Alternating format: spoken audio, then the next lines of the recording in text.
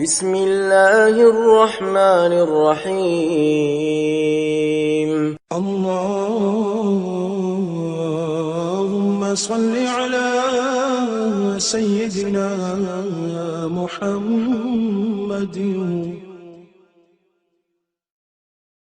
محمد وعلى آل سيدنا محمد صلاة تنجينا بها من جميع الأهوال والآفات وتقضي لنا بها جميع الحاجات وتطهرنا بها من جميع السيئات وترفعنا بها عندك أعلى الدرجات وتبلغنا بها أقصى الغايات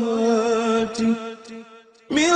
جميع الخيرات في الحياة وبعد الممات إنك مجيب الدعوات ورافع الدرجات ويا قاضي الحاجات ويا كافي المهمات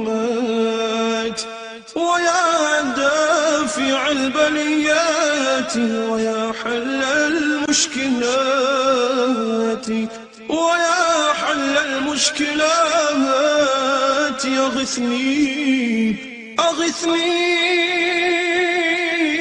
أغثني يا